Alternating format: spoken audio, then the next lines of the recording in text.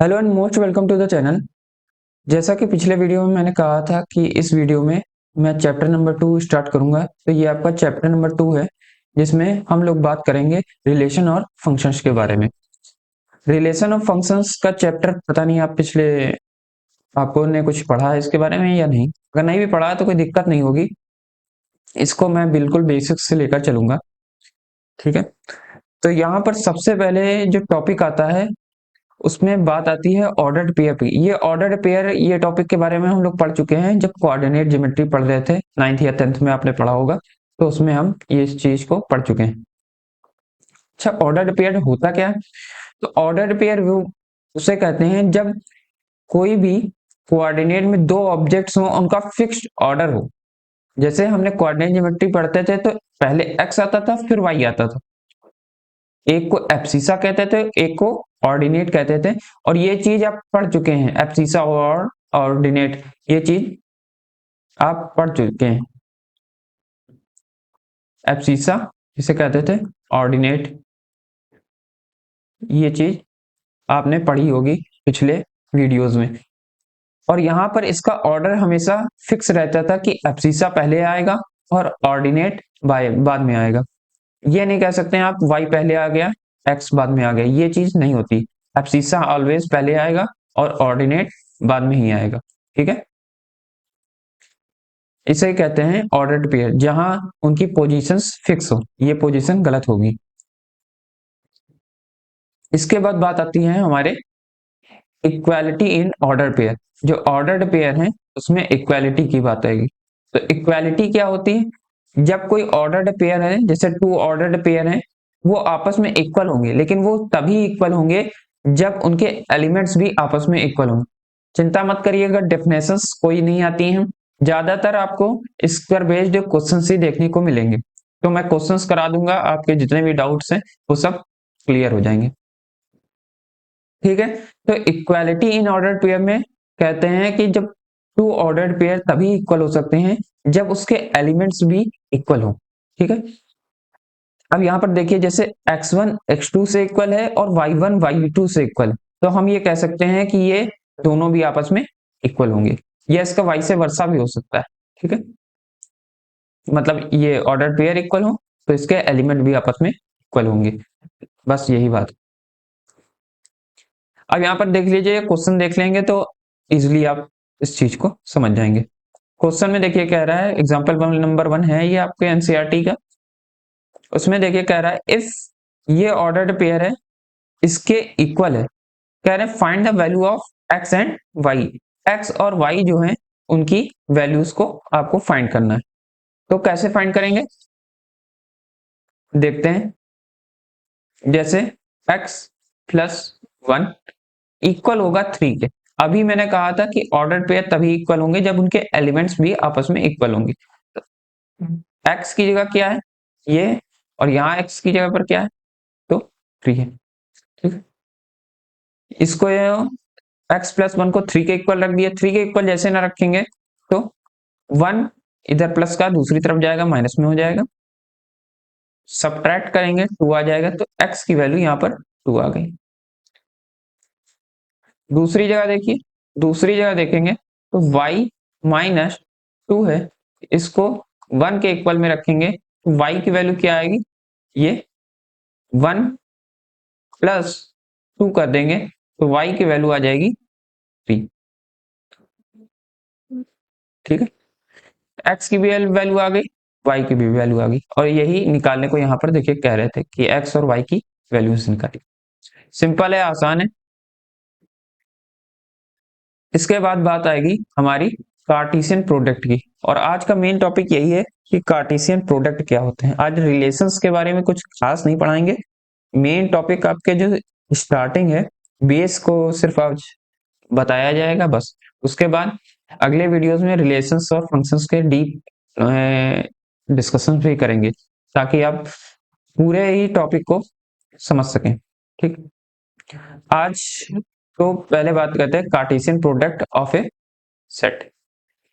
First of all definition देख लीजिए, कह रहे हैं यहाँ पर टू नॉन एम्प्टी सेट होने चाहिए। मतलब P और Q सेट मैं पढ़ा चुका हूं, तो सेट तो अब सब समझ गए होंगे। नॉन एम्प्टी का मतलब वो होता है कि ये डजंट इक्वल टू होंगे 5 के। एम्प्टी सेट को 5 कहते हैं, मतलब P में कोई ना कोई एक एलिमेंट होना जरूरी है।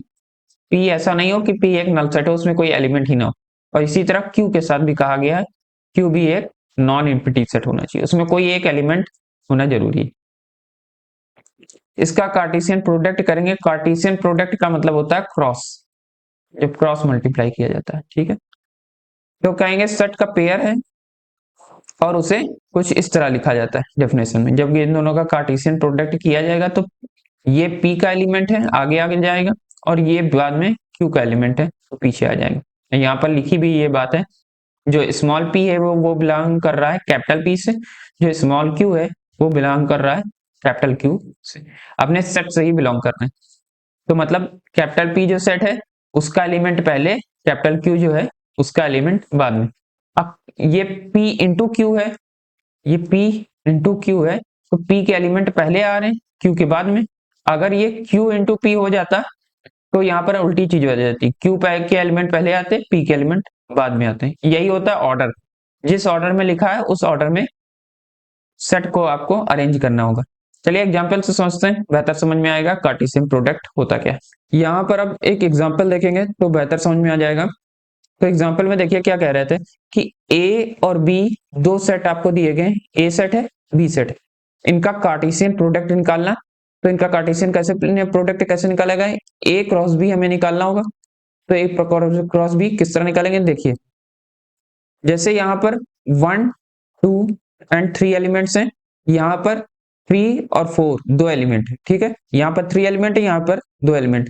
तो इनका प्रोडक्ट किस तरह निकालेंगे, सबसे पहले आप ए का पहला एलिमेंट लीजिए, ए का पहला एलिमेंट 1 है, इसे लेंगे। तो इसे कोई भी आप ग्रुप ले सकते हैं, जैसे मैंने ये सेट ए लेंगे तो इसके जितने भी एलिमेंट्स हैं पहले इसके किसी एक एलिमेंट के साथ मल्टीप्लाई करेंगे, फिर इसके सारे एलिमेंट बी के दूसरे एलिमेंट के साथ मल्टीप्लाई किए जाएंगे। देखिए किस तरह, जैसे ए का पहला एलिमेंट लिया 1, ठीक है, इसका मल्टीप्लाई करेंगे बी के पहले एलिमेंट के साथ जो है 3। इस तरह एक ग्राफ बना दे तब भी आप समझ जाएंगे।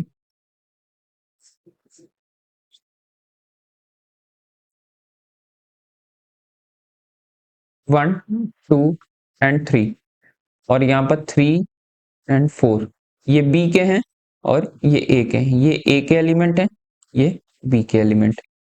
पहले इसका इसके साथ किया है, फिर इसका इसके साथ करेंगे, फिर इसके साथ करेंगे, फिर नीचे वाले के साथ करेंगे, फिर वापस इसी के साथ, और फिर 4 के साथ फिर से, ठीक है। देखते जाइए, पहला 3 लिया, फिर 2 लेंगे और बी का पहला एलिमेंट ही लेंगे 3, फिर हम 3 लेंगे और बी का पहला ही एलिमेंट लेंगे जो है 3।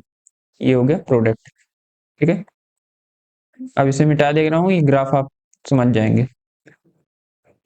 इसके बाद फिर आएगा, फिर से हम यही लेंगे एलिमेंट 1 का मल्टीप्लाई करेंगे 4 के साथ, 3 के साथ। देखिए सबका मल्टीप्लाई हो गया, जितने ए के एलिमेंट्स है सबके साथ 3 का मल्टीप्लाई हो चुका है।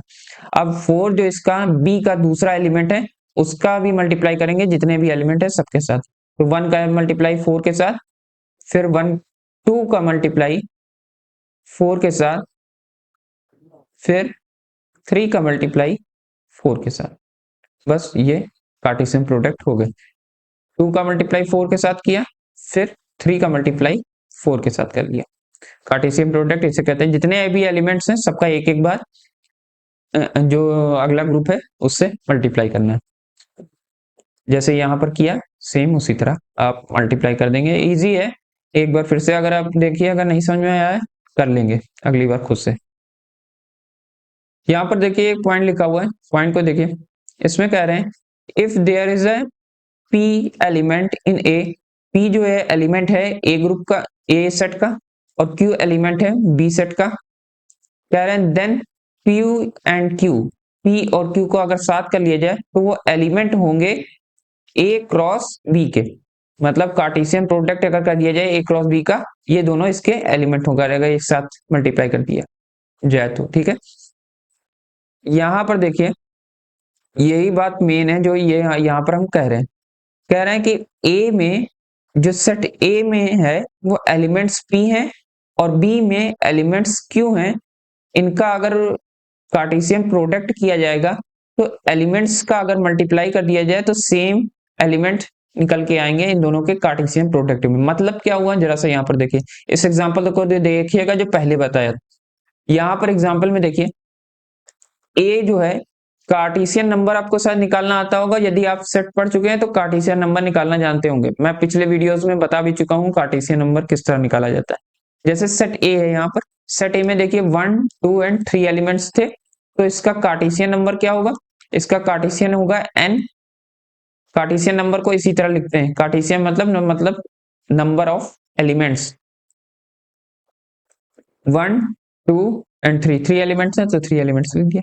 इसी तरह Cartesian number in set B कितने होंगे, यहां पर इसको देखना है, ये एग्जांपल, तो इसमें 2 एलिमेंट्स हैं, ठीक है। अब इसका क्रॉस प्रोडक्ट क्या होगा, क्रॉस प्रोडक्ट जो हमने ये निकाला था यहाँ पर ए क्रॉस बी, इसका जो कार्टेशियन प्रोडक्ट निकाला था उसमें कितने एलिमेंट्स है ये पता करना है। किस तरह करेंगे, तो एन ए क्रॉस बी में कितने एलिमेंट्स होंगे ये पता करने के लिए हम इसके एलिमेंट और इसके एलिमेंट का मल्टीप्लाई कर देते हैं। अभी हमने कहा था कि अगर ए में पी एलिमेंट्स हैं और बी में क्यू एलिमेंट्स हैं, नंबर ऑफ एलिमेंट्स क्यू हैं, तो इन दोनों को मल्टीप्लाई कर देंगे आपस में, नंबर ऑफ एलिमेंट्स आ जाएंगे। जैसे यहाँ पर 3 है ए में और बी में 2 है, इन दोनों का मल्टीप्लाई कर देंगे तो 6 आ जाएगा, ठीक है। 3 2 जा 6, 6 आ जाएगा। तो 6 एलिमेंट होने चाहिए ए क्रॉस बी में। अब देख लेते हैं 6 एलिमेंट हैं कि नहीं है। यहाँ पर देखिए, ये एलिमेंट इसका पहला हुआ, ठीक है, ये दूसरा हो गया, ये तीसरा हो जाएगा, ये चौथा हो जाएगा, ये 5 एंड 6, ठीक है। 6 एलिमेंट हुए और हमने कैसे पता कर लिया, इन दोनों के कार्टेशियन का प्रोडक्ट कर लिया, बस हमें पता लग गया कि नंबर ऑफ एलिमेंट्स इसके क्रॉस प्रोडक्ट जो किया जाएगा उसमें कितने होंगे। इजी है, आगे बढ़ते हैं। आगे बात आती है, इसका एक और पॉइंट है, उसमें देखिए मैं क्या कह रहा हूं, अभी डेफिनेशंस पढ़ी थी, उसमें कहा था कि P और Q ये नल सेट नहीं होने चाहिए। नल सेट हो गए तो क्या होगा, ऐसी भी कंडीशन आ सकती है कि नल सेट अगर हो गए तो यहाँ P एंड Q जो है वो नल सेट नहीं है, ठीक है। ये कह रहे थे डेफिनेशन में, अगर नल सेट हैं तब क्या कंडीशन बनेगी, तब P और Q का कार्टेशियन प्रोडक्ट क्या होगा, ठीक है। तो P क्रॉस Q भी एम्प्टी हो जाएगा। देखिए किस तरह, यहाँ पर पॉइंट में कह रहे थे अगर P और Q में से कोई भी एक नल सेट होगा तो इसका क्रॉस प्रोडक्ट जो है वो भी एक एम्प्टी सेट बन जाएगा। किस तरह, तो यहाँ पर देखिए P है जो सेट, अगर ये नल सेट हो जाए और Q में अगर एलिमेंट्स हो भी तो कोई फर्क नहीं पड़ता, जैसे Q में 2 एलिमेंट है कोई फर्क नहीं पड़ेगा। अब इसका P क्रॉस Q निकालेंगे तो वो भी एक नल सेट ही आएगा, ठीक है, एक एम्प्टी सेट ही आएगा, क्योंकि यहाँ पर कोई एलिमेंट्स नहीं है, इसलिए इसको अगर क्रॉस प्रोडक्ट इसके साथ किया जाएगा तो एक एम्प्टी सेट ही मिलेगा। यहाँ पर अगर दूसरी कंडीशन हो कि दोनों ही हो जाए या पहला वाला हो जाए तब भी यही होगा, जैसे इसमें P में अगर 2 एलिमेंट्स हो और Q में कोई एलिमेंट्स ना हो तब भी यही होगा, P क्रॉस Q एम्प्टी हो जाएगा, ठीक है। अगर दोनों में ही नल सेट हो, दोनों ही नल सेट हो, जैसे इसमें भी है और Q में भी एम्प्टी है, तब भी रिजल्ट सेम ही रहेगा, इन दोनों में भी एम्प्टी ही आ जाएगा, ठीक है। इसको सिर्फ वैसे ही समझिएगा जैसे हम लोग समझते थे कि जीरो अगर कोई है, P अगर जीरो है, Q अगर कोई एलिमेंट है, कुछ भी है अगर लिखा हुआ है तो इसका मल्टीप्लाई करेंगे तो जीरो आएगा, जीरो से किसी का भी मल्टीप्लाई जीरो आता है, सेम उसी तरह है। इसको दिमाग में ध्यान में रख सकते हैं कि अगर कोई भी एलिमेंट नहीं है, जीरो एलिमेंट है, जीरो एलिमेंट का मल्टीप्लाई कर देंगे तो जीरो ही आएगा, जीरो एक नल सेट होता है, ठीक। इस तरह दिमाग में ध्यान रख सकते हैं, पर इस ये कंडीशन होती नहीं, सेट एक अलग चीज है, कॉमन मल्टीप्लाई एक अलग चीज। इसके बाद बात आती है हमारे इसकी, if A and B are non empty set, A और बी जब नॉन एम्प्टी सेट हो, either A and B an infinite then so then हम बात करेंगे ए क्रॉस बी क्या होगा। ठीक, जैसे ए और बी दो सेट हैं, ठीक है, लेकिन यहां पर कह रहे हैं कि हो सकता है ए नॉन एम्प्टी है, नॉन इनफाइनाइट सेट हो। नॉन एम्प्टी तो दोनों है, दोनों में कोई ना कोई एलिमेंट होगा, इसमें भी कोई एलिमेंट होगा, इसके अंदर भी कोई एलिमेंट होगा। नॉन एम्प्टी कहने का मतलब ही यही। लेकिन यहाँ पर कह रहे हैं कोई एक इनफाइनाइट सेट आ जाए। इनफाइनाइट सेट क्या होते हैं? इनफाइनाइट सेट वो होते हैं जिसके एलिमेंट इनफाइनाइट तक जाते हैं, वो खत्म ही नहीं होते हैं, लगातार चलते रहते हैं। जैसे हम कहते हैं कोई भी एक ले सकते हैं या दोनों ले सकते हैं, बात एक ही रहेगी। जैसे 1 और 2 अगर ले लिया, इसमें इसमें फाइनाइट सेट कहेंगे। फाइनाइट सेट क्यों कहेंगे? क्योंकि इसके एलिमेंट्स को हम गिन सकते हैं, इसमें 2 एलिमेंट्स हैं। फाइनाइट सेट इनफाइनाइट सेट मैं पिछले वीडियोस में पढ़ा चुका हूँ, सेट में मैंने काफी अच्छे से कवर किया है, तो उसे जरूर देख लें। बी में कौन कौन से एलिमेंट हैं? हम कह रहे हैं 1 2 3 4 dot dot dot dot dot infinite तक। ये सेट ऑफ नेचुरल नंबर हो गया, क्योंकि नेचुरल नंबर यही होते हैं। अब इन दोनों का अगर क्रॉस प्रोडक्ट अगर हम लेंगे, इन दोनों को क्रॉस मल्टीप्लाई अगर कर देंगे, तो जो हमें सेट मिलेगा वो भी इनफाइनाइट ही होगा। क्यों इनफाइनाइट होगा? जैसे 1 है, 1 का अगर हमें सबसे मल्टीप्लाई करना होगा तो 1 का 1 से भी मल्टीप्लाई करेंगे। बी में 1 है, 2 है, 3 है, 4 है, जितने भी हैं सबसे करना पड़ेगा। 1 का 2 से भी करना पड़ेगा, 3 से भी करना पड़ेगा, 4 से भी करना पड़ेगा, ऐसे इनफाइनाइट तक चलते चले जाएंगे, ये कभी रुकेगा ही नहीं। तो इस वजह से कह रहे हैं अगर एक भी इनफाइनाइट हो जाएगा तो ये सेट ए क्रॉस बी भी इनफाइनाइट होगा। वन लाइनर में ये क्वेश्चन आ जाते हैं, या ऑब्जेक्टिव क्वेश्चन जब आएंगे तो इस तरह से क्वेश्चन आ सकते हैं कि एक अगर इनफाइनाइट सेट है तो जो ए क्रॉस बी बनेगा सेट, वो किस तरह का सेट बनेगा। अब ये बात भी याद रखिएगा, जो ए क्रॉस बी जो कार्टेशियन प्रोडक्ट होता है वो भी एक सेट फॉर्म करता है। जैसे ये एक सेट है, ये एक सेट है, तो ए क्रॉस बी भी एक सेट ही है, वो सेट के अलावा और कुछ नहीं हो सकता। तो ये पूछा जा सकता है ए क्रॉस बी किस तरह का सेट होगा, वो भी एक इनफाइनाइट सेट ही होगा, इसको भी हम इनफाइनाइट ही सेट कहेंगे। ठीक है, ये बात आप ध्यान में रखें, ये भी एक इनफाइनाइट सेट होगा। इसके बाद हम एग्जांपल्स कुछ देखते हैं जो आपके एनसीईआरटी में दिए गए हैं, जिससे हमें और ज्यादा क्लियर हो सके ये कार्टेशियन प्रोडक्ट क्या है। हालांकि कार्टेशियन प्रोडक्ट बहुत सिंपल सा टॉपिक है, आसानी से आप समझ जाएंगे, ज्यादा दिक्कत नहीं होगी इसमें। अब बात करते हैं सबसे पहले बात कि यहाँ पर देखिए क्वेश्चन नंबर 2 में क्या कह रहा है, पी और क्यू दिया गया है। इसका कह रहे हैं पी क्रॉस क्यू निकालिए, फिर क्यू क्रॉस पी निकालिए। आर दे प्रोडक्ट्स इक्वल, ये भी कह रहा है चेक करिए कि इन दोनों के प्रोडक्ट्स जो होंगे वो इक्वल होंगे या नहीं होंगे। दीज प्रोडक्ट्स, इनके इन दोनों के प्रोडक्ट देखना होगा इक्वल है या नहीं। तो पी क्रॉस क्यू निकाला, ठीक है। इसमें अब मैंने क्या कहा था, सबसे पहले मल्टीप्लाई करना शुरू करते हैं। जैसे ए को मल्टीप्लाई करेंगे आर के साथ, फिर बी को मल्टीप्लाई करेंगे आर के साथ, फिर सी को मल्टीप्लाई करेंगे आर के साथ। ए का मल्टीप्लाई किया आर के साथ तो ए के आर के साथ लिख दिया गया, फिर बी को आर के साथ लिख दिया, सी को भी इसी तरह आर के साथ लिख देंगे। अब इसका क्या रहता है, उल्टा मल्टीप्लाई भी करना है, मतलब आपको क्यू क्रॉस पी भी करना है, ठीक है। तो क्यू के एलिमेंट्स से शुरू करेंगे, तो क्यू का एलिमेंट पहले ए से मल्टीप्लाई करेंगे।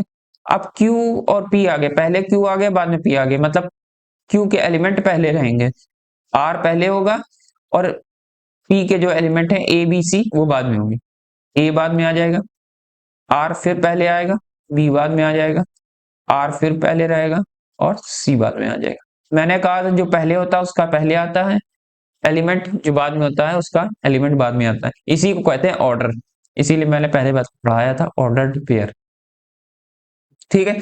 अब ये देखिए ये दोनों क्या सेम है, तो ये दोनों सेम तो नहीं है, डजंट इक्वल है एक दूसरे के। तो यहां पर हम कह सकते हैं P cross Q doesn't equal होंगे Q क्रॉस P के।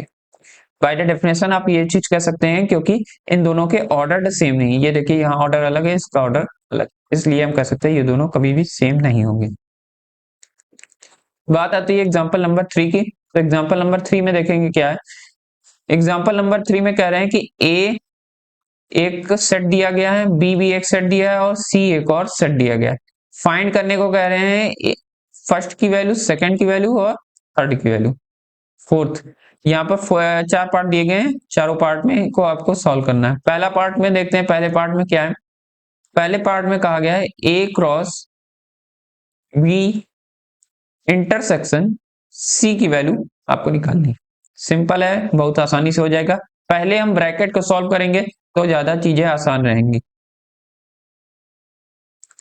यहां पर देखिए क्या होगा। सबसे पहले हम क्या करें, सबसे पहले हम निकाल लें ए इंटरसेक्शन सी, तो हमारा लिए काम आसान हो जाएगा। बी इंटरसेक्शन सी निकालना है, तो बी है ये और ये है सी। बी इंटरसेक्शन सी निकालना है, तो बी के में एलिमेंट कौन कौन से हैं, 3 और 4, और सी में क्या है, 4 5 एंड 6।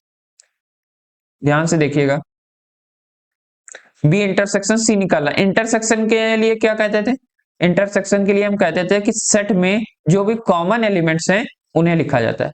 तो बी में कौन से कॉमन एलिमेंट है, 4, और सी में कौन सा कॉमन एलिमेंट आपको दिख रहा है, 4। यही दो कॉमन एलिमेंट दिख रहा है, और कोई तो दिख नहीं रहा। ठीक है, तो यहाँ पर लिख देंगे इसके कॉमन एलिमेंट का जो आएगा वो 4 आ जाएगा। ठीक है, हो गया।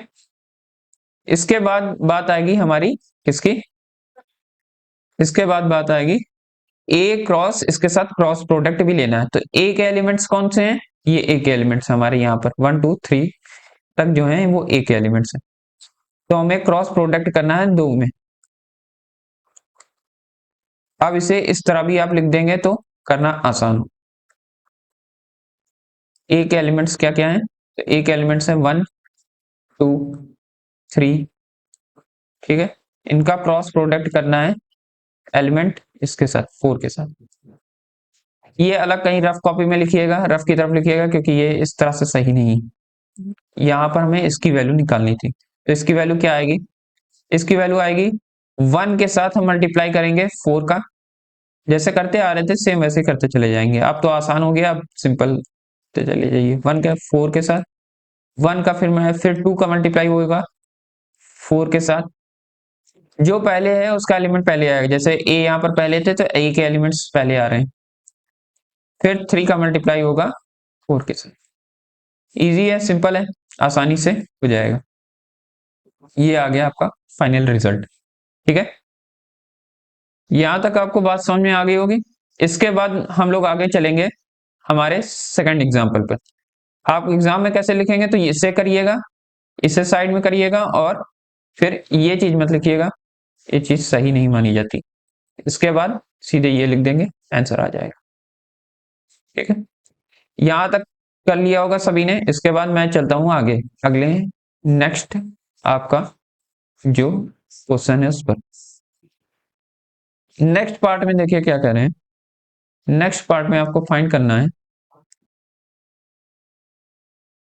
नेक्स्ट पार्ट देखिए, इसमें फाइंड करना है ए क्रॉस बी।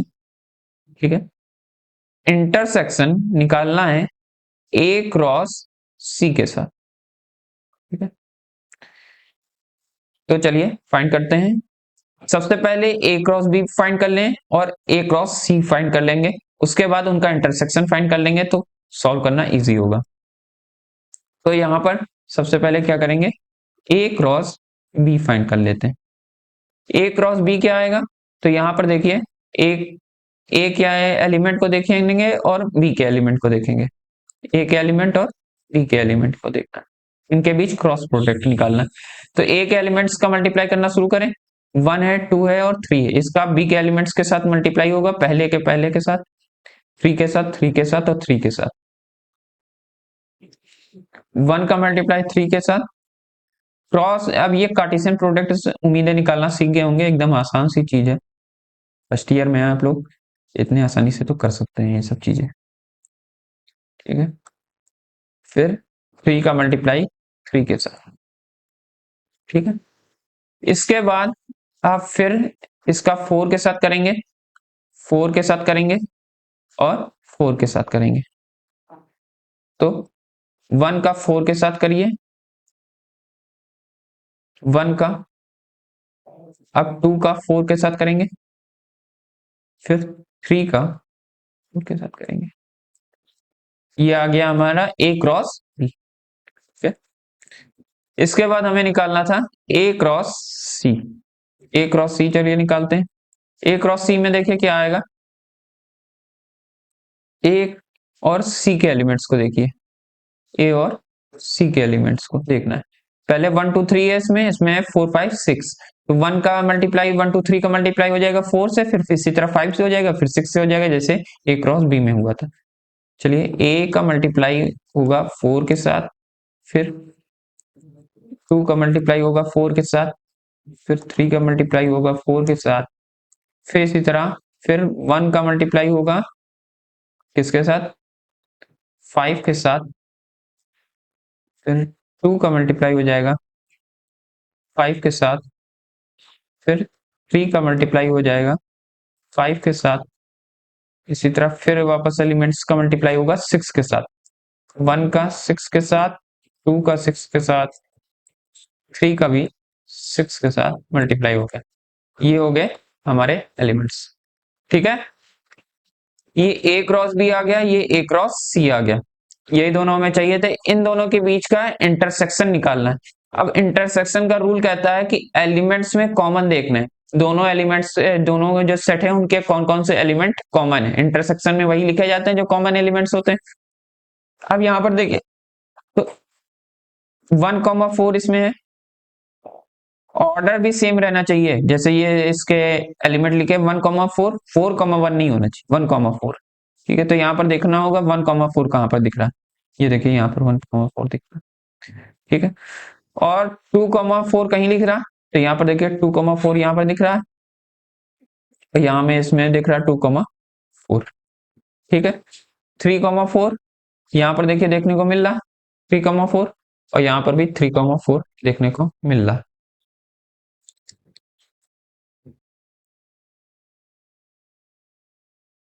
ठीक है, और देखते हैं क्या चीज देखने को मिल रही दोनों में कॉमन।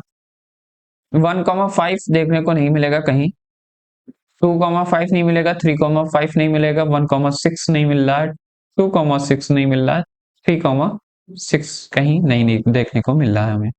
तो 3 एलिमेंट्स मिले, 3 एलिमेंट्स को देखेंगे आ रहे हैं या नहीं आ रहे।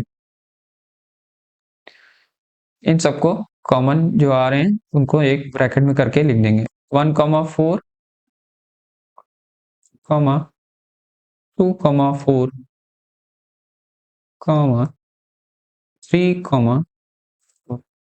ठीक है, लिख दिया, यही हमारा आंसर हो गया। सबसे पहले हमने क्रॉस प्रोडक्ट अलग अलग निकाल लिया, फिर हमें बीच में इंटरसेक्शन का साइन भी दिखा, तो इंटरसेक्शन का साइन कहता है कि कॉमन प्रोडक्ट दोनों, तो उसमें कॉमन एलिमेंट्स ढूंढो, कॉमन एलिमेंट्स ढूंढ लिए, सबको एक साथ करके लिख दिया, आंसर किया। ठीक है, सिंपल है। अब इसके बाद हम बात करेंगे इसके बारे में, अगला जो है हमारा क्वेश्चन नंबर 3, उसके बारे में हम बात करेंगे। ये हम डिलीट करते हैं यहाँ से। ठीक है, यहाँ से डिलीट कर दिया। ए क्रॉस बी यूनियन सी के बारे में। ठीक है, तो यहाँ पर देखिए, सबसे पहले हम क्या निकाल लें, बी यूनियन सी निकाल लें। बी यूनियन सी क्या है, यहाँ पर बी है, ये सी है, इनके बीच यूनियन फाइंड करना है। यूनियन फाइंड करने के लिए क्या कहते हैं कि हमें सारे एलिमेंट्स को लेना पड़ेगा, जो कॉमन है उन्हें भी लीजिए, जो कॉमन नहीं है उन्हें भी लीजिए। ठीक है, तो यहाँ पर कॉमन कौन सा दिख रहा है, तो यहाँ पर देखेंगे तो ये 4 और 4 कॉमन दिख रहा है, जो कॉमन नहीं भी दिख रहे हैं उन्हें भी लेना पड़ेगा। 3 4 5 एंड 6, इसी तरह यूनियन निकालते थे। अब इसका कार्टेशियन प्रोडक्ट न कर दीजिएगा, यहाँ पर यूनियन निकालने को कह रहे हैं कि ना कि कार्टेशियन प्रोडक्ट, क्योंकि कार्टेशियन प्रोडक्ट पढ़ा रहे हैं तो शायद आपको दिमाग में रहेगा कि मैं इसका कार्टेशियन प्रोडक्ट ही निकाल देना, तो वो ना करेंगे। ठीक है, अब इसके बाद हमें क्या देखना है, हमें देखना है सेट ए के साथ कार्टेशियन प्रोडक्ट चाहिए बी यूनियन सी का। बी यूनियन सी ये है, और सेट ए कहाँ है, सेट ए ये हमारा, इसके एलिमेंट्स लिखे 1 2 3, तो इसके 1 2 3 का मल्टीप्लाई होगा इन सभी के साथ कर दीजिए। पहले जो है 1 का मल्टीप्लाई होगा 3 के साथ, इसका पहला एलिमेंट 3 था, ठीक है। फिर अगला एलिमेंट आएगा सेट ए का 2, इसका सेट ए का कर दीजिए, चाहे इसके साथ एक एक एलिमेंट लेते चाहिए, एक एक एलिमेंट लेते चलेंगे तो ज्यादा काम आसान रहेगा। अब इसका एलिमेंट है 2, तो इसके ही पहले एलिमेंट के साथ करिए, एक एक एलिमेंट इसका लेते चलेंगे तो काम हमारा आसान रहेगा। 2 से मल्टीप्लाई कर देंगे 3 का, ठीक है। फिर अगला एलिमेंट है सेट ए का 3, सेट ए का अगला एलिमेंट है 3, 3 का मल्टीप्लाई करेंगे 3 के साथ, ठीक। उसके बाद जो सेट ए है 1 2 3, उसका भी मल्टीप्लाई करते जाएंगे इसके सेकेंड एलिमेंट के साथ। 1 का मल्टीप्लाई 4 के साथ, फिर 2 का मल्टीप्लाई 4 के साथ, आगे 3 का मल्टीप्लाई 4 के साथ, हो गया। फिर वापस करिए 1 का मल्टीप्लाई 5 के साथ, 2 का मल्टीप्लाई 5 के साथ, 3 का मल्टीप्लाई 5 के साथ, आगे करेंगे 1 का मल्टी 5 के साथ सारे हो गए। अब 6 के साथ मल्टीप्लाई करना शुरू करना है, 1 का मल्टीप्लाई 6 के साथ, 2 का मल्टीप्लाई 6 के साथ, 3 का भी मल्टीप्लाई 6 के साथ,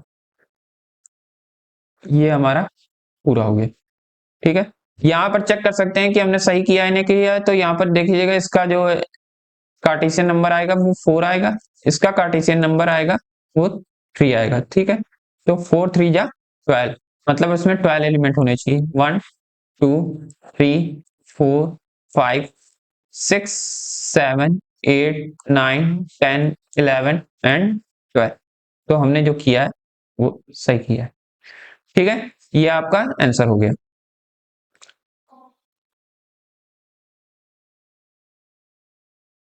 अब इसके बाद हम अपने नेक्स्ट क्वेश्चन पर चलेंगे, जो है हमारा नेक्स्ट क्वेश्चन, क्वेश्चन नंबर 4, इसका 4 पार्ट, तो इसके 4 पार्ट पर हम चलेंगे,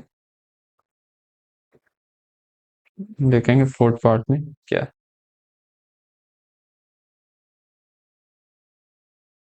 यहाँ से इसको सबको मैं हटा देता हूँ और 4 पार्ट में देखिएगा। 4 पार्ट में कह रहे थे कि हमें निकालना क्या है, तो हमें निकालना है ए क्रॉस बी, इसका यूनियन निकालना है ए क्रॉस सी के साथ। यहां पर देखिए ए क्रॉस बी निकालना है, तो सबसे पहले ए क्रॉस बी निकाल लिया जाए, ए को देखिए बी को देखिए। ए क्रॉस बी निकालना है तो ए क्रॉस बी मतलब इसका कार्टेशियन प्रोडक्ट निकालना है, तो कार्टेशियन प्रोडक्ट किस तरह निकालते हैं। अब यहाँ पर ये भी ध्यान रखिए कि आप इस तरह भी कर सकते हैं, जैसे ये इसका पहला एलिमेंट है, तो इसके पहले एलिमेंट से पहले मैं इसको पहले एलिमेंट को मल्टीप्लाई कर लूं, इसके पहले ही एलिमेंट से मैं इसके बाद के एलिमेंट को बी के दूसरे एलिमेंट को मल्टीप्लाई कर लूं, लेकिन ये रहेगा पहले नंबर पर ही, ऑर्डर नहीं बदलेगा। ए का अगर ऑर्डर 1 है कि पहले आ रहा है तो वो पहले ही रहेगा, जैसे यहाँ पर ए का ऑर्डर पहले आ रहा है तो इसका जो एलिमेंट आएगा वो पहले आएगा, बी का जो एलिमेंट आएगा वो बाद में आएगा, ठीक है। इसी तरह वापस 1 अगर हम लिखें तो बी का ऑर्डर, बी का दूसरा एलिमेंट है 4, इस तरह लिखा जा सकता है, इसमें कोई दिक्कत नहीं है क्योंकि ये एज ए एलिमेंट ट्रीट किए जा रहे हैं। ये जो है ये पूरा एक साथ जो लिया जाता है ये एज ए एलिमेंट है, ये एक सेट ए क्रॉस बी के एलिमेंट है, ये सब जो है पूरा ये अगर ले लिया जाए तो ये सेट ए क्रॉस बी के एलिमेंट है, ये जो पेयर है ये ए क्रॉस बी के एलिमेंट है, और एलिमेंट को आगे पीछे लिखा जा सकता है किसी भी सेट में, उससे कोई फर्क नहीं पड़ता, ये चीज आप पढ़ चुके होंगे, ठीक है। ये पिछले सेट में मैंने पढ़ाया था कि अगर एलिमेंट के हैं किसी सेट के तो उनके आगे पीछे कर देंगे तो उससे कोई फर्क नहीं पड़ेगा, एलिमेंट्स को लेकिन आगे पीछे कर रहे हैं। ये जो पेयर है इसमें ऑर्डर को आगे पीछे नहीं करना है कि 4 को 1 की जगह लिख दिया, 1 को 4 की जगह लिख दिया, ये नहीं करेंगे, गलत हो जाएगा, ठीक है। आगे बढ़ते हैं, फिर हमने क्या किया इसके 2 को उठाया, ठीक है, 2 को उठा के 3 से मल्टीप्लाई कर देंगे, फिर 2 को ही लेकर हम 4 से मल्टीप्लाई कर देंगे, 2 का लिखा 3 के साथ, फिर 2 का ही लिख दिया 4 के साथ, इस तरह करते जाइए तब भी सही है, कुछ गलत नहीं है। फिर इसी तरह 3 को लिया, 3 का लिखा 3 के साथ, 3 के लिखेंगे 4 के साथ, ठीक है, बन गया हमारा ए क्रॉस बी, ये बन गया सेट। इसके बाद हमें सेट निकला था ए क्रॉस सी, ए क्रॉस सी किस तरह लिखेंगे? तो ए क्रॉस सी के लिए ए के एलिमेंट और सी के एलिमेंट 1,4 और फिर 1,5 चाहे तो पहला ही एलिमेंट लिए रहिए इसका, सेट ए का पहला एलिमेंट लेकर इससे इसके जितने भी एलिमेंट है उससे सबसे मल्टीप्लाई कर लेंगे। यही आसान है, ऐसे भी कर सकते हैं। 1,6, ठीक है। इसके बाद बात आती है हमारा दूसरा एलिमेंट, ये जो 2 है इसका मल्टीप्लाई कर देंगे 4 के साथ, फिर 2 का ही मल्टीप्लाई कर देंगे 5 के साथ, फिर 2 का ही मल्टीप्लाई कर देंगे 6 के साथ। आप समझ गए होंगे, अब इतने बार कर चुके हैं। 4, 5 एंड 2 का ही मल्टीप्लाई कर दिया जाएगा 6 के साथ। इसके बाद एलिमेंट आता है सेट ए में 3, तो 3 का भी इसी तरह 4, 5 एंड 6 हो गया। इसके बाद हमें यूनियन निकालना है, यूनियन निकालते हैं इन दोनों का।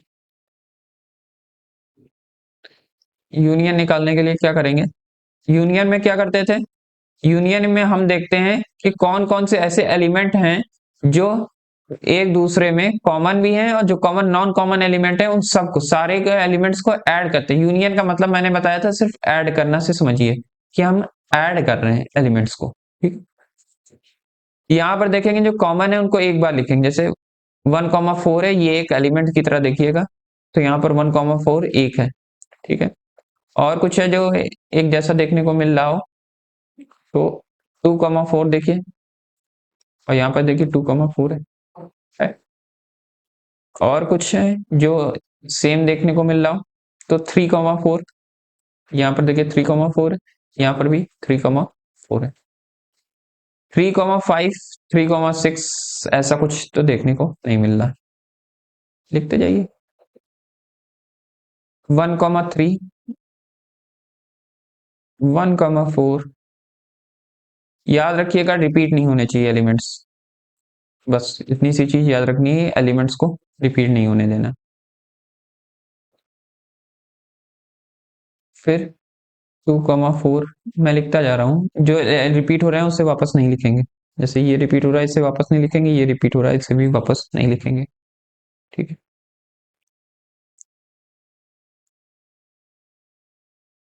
3,3 और कौन से आएंगे? 3,4,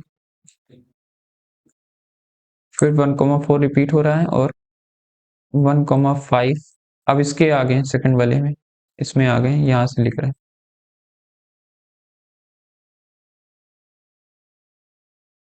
1,6 और 2,5, 2,6,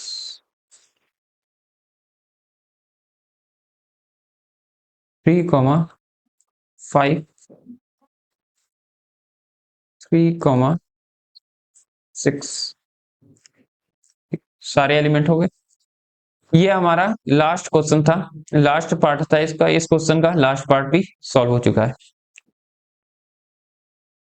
ठीक है। यहां तक हो गया। अब इसके बाद हम आगे चलेंगे हमारे नेक्स्ट पॉइंट की ओर।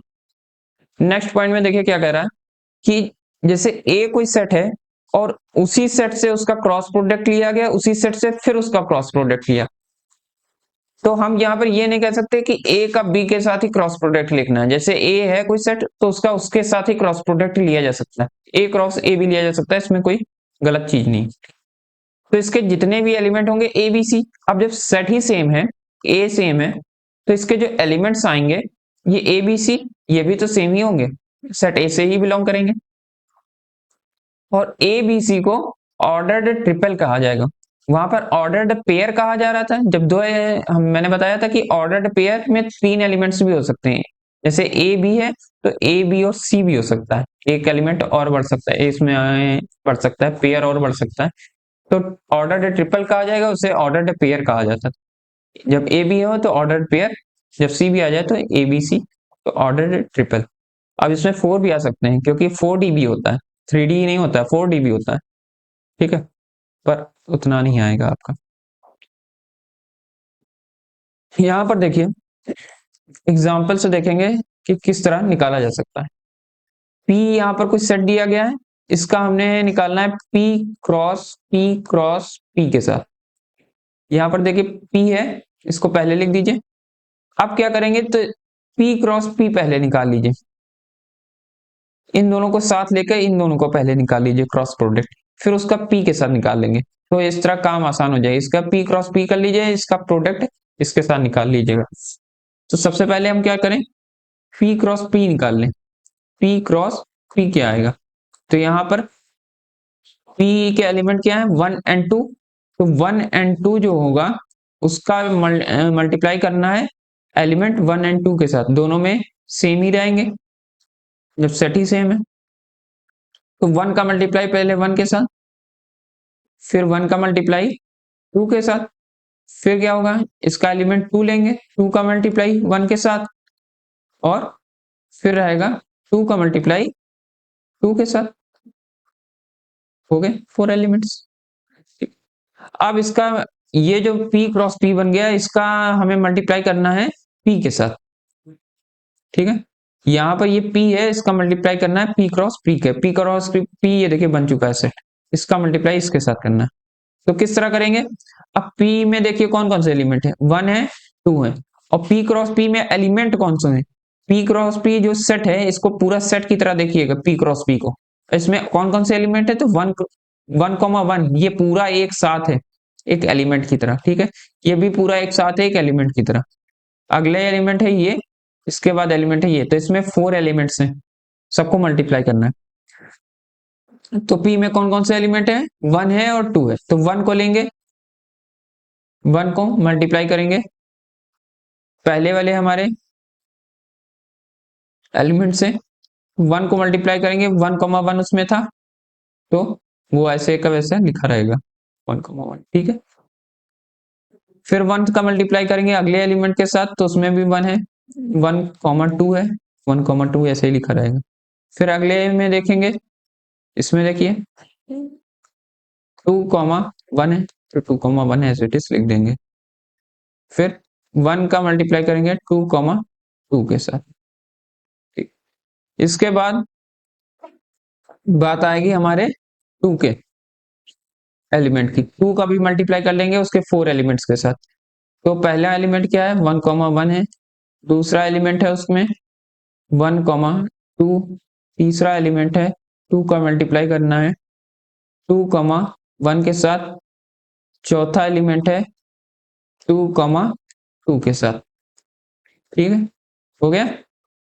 अब यहाँ पर देखिए कितने एलिमेंट आ रहे हैं, 1 2 3 4 5 6 7 8, 8 एलिमेंट्स आ रहे हैं, ठीक है। और इन सबका जब निकालेंगे तो P में 2 एलिमेंट थे, P में 2 एलिमेंट थे, तो यहाँ पर इसमें भी 2 होंगे, इसमें भी 2 होंगे और इसमें भी 2 होंगे, सबका मल्टीप्लाई कर देंगे, 2 2 जा 4, 4 2 जा 8, मतलब 8 एलिमेंट्स आने चाहिए। और यहाँ पर देख रहे हैं तो 8 एलिमेंट्स हमें देखने को मिल रहे हैं, पहला दूसरा तीसरा चौथा पांचवा छठा, 6 7 एंड 8, ठीक है, इजी है।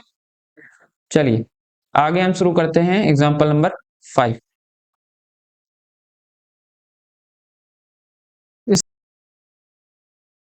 यहाँ एग्जाम्पल नंबर 5 में देखिए, एग्जाम्पल नंबर 5 में कह रहे थे कि आर कोई एक रियल नंबर का सेट है, उसमें आपको Cartesian product R cross R निकालना और आर क्रॉस आर निकालना है, ठीक है। आर क्रॉस आर किस तरह निकाला जा सकता है, आर क्रॉस आर निकालने के लिए आपको इसका एक एलिमेंट चाहिए होगा, इसका एलिमेंट चाहिए होगा, उसके बीच प्रोडक्ट निकालते थे। तो प्रोडक्ट के कार्टेशियन प्रोडक्ट की डेफिनेशन देख लीजिए तो लिखना यहाँ पर आसान होगा, इसको किस तरह रिप्रेजेंट कर सकते हैं बस खाली ये बताना है। हमने कह दे दिया x एलिमेंट इसका है r का और y भी एलिमेंट है r का ही, ठीक है। इसको किस तरह लिखा जा सकता है, तो यहां पर हम कह देंगे x कॉमा y जो है ये बिलोंग कर रहे हैं r में ही, इस तरह से लिखा जा सकता है।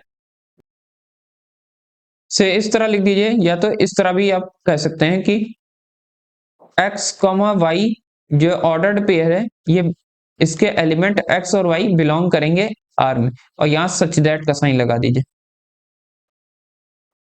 Ordered pair x, y such that ऐसा है कि x और y R में बिलोंग कर रहे हैं। R जो है हमारा सेट, ठीक है, जिसके ये एलिमेंट है x और y। यहाँ पर ये चीज बता रहे हैं x और y ये दोनों ही एलिमेंट हैं हमारे R के। अब अगर 3 हो, R cross R cross R cross R, तो किस तरह रिप्रेजेंट करेंगे?